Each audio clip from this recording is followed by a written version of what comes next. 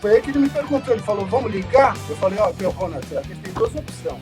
Se não ligar, não tem show. Se ligar e queimar, também não tem. Então liga. Funcionou, cara. Os dois teclados funcionaram. Nossa,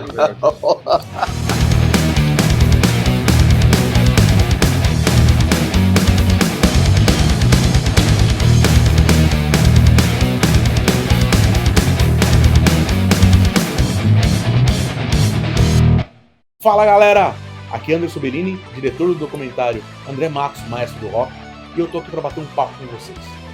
Como vocês sabem, nosso documentário está sendo rodado há mais de um ano somente com recursos próprios. Só que agora a gente chegou no momento crucial do nosso documentário, onde a gente precisa dar saltos maiores. E para que esses saltos sejam dados, a gente precisa da sua ajuda. Para isso a gente criou aqui a nossa vaquinha, para que você possa contribuir com o valor que você puder. Sabe o que é legal? O seu nome estará nos créditos finais do documentário, caso você possa nos ajudar, porque você é um apoiador do nosso documentário. Ah, não posso ajudar? Com valor nenhum? Então curta sempre os nossos vídeos. Divulgue os nossos vídeos, divulgue a nossa vaquinha. E você também vai estar contribuindo. Então vamos lá, vamos fazer desse documentário o maior documentário feito no Brasil, do nosso querido maestro André Matos. Eu vejo vocês em setembro. Tem uma historinha que eu não sei se vai para o livro também, se vai para a história, vai para o filme, do documentário, e acho que foi no segundo, terceiro ou quarto show, eu tive o privilégio de receber uma serenata. Isso é legal você contar, isso é legal. Isso é Drop Besides. Pode contar, olha contem essa história. Leque, conte essa história, é fabulosa essa história. Vejam bem, gente, nós estamos em 1994, tinha o Fábio Ribeiro, grande tecladista, grande instrumentista, que tinha saído para fazer o trabalho próprio dele. Ótimo. E naquela época você não tinha ninguém, não tinha um tecladista que pudesse aparecer. E graças a Deus, eu estava nesse, né, Deus juntou a gente, e eu estava, nós foi no terceiro ou quarto, segundo show, não sei que show que foi. Eu estava no hotel, não sei se foi em Porto Ferreira, não sei que lugar que foi. E eu estava lá, e lá tinha uma sacadinha. Eu não sei se tinha uma sacadinha, se era uma janela. E, de repente, aparece, eu ouço música debaixo do meu quarto. Música ao vivo. Música ao vivo. E eram os caras tocando. Eu acho que estava o Rafael, estava o Kiko. O Kiko acho que não estava. Acho que era o Rafael, o Luiz Mariucci e o André. O André. E fizeram uma serenata, tipo, Leque, filho, fica para tocar no Angra, por favor, pelo amor de Deus, sabe, toca com a gente. Eu não lembro da música, mas era bonita, até, ficou até bonita. Eu acho que foi o Rafael que tocou. O Rafael não deve lembrar disso, porque eu não sei se ele estava bem, né, para fazer uma serenata. E eu fiquei, assim, emocionado, porque claro. Não tinha como não recusar de ficar no Angra, né? E a banda, pelo que ela, naquele momento, já se comportava.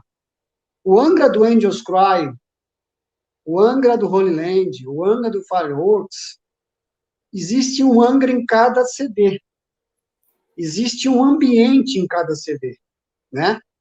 Então, eu consegui viver em um dos melhores ambientes para mim, que foi Angels Cry e o Holy Land.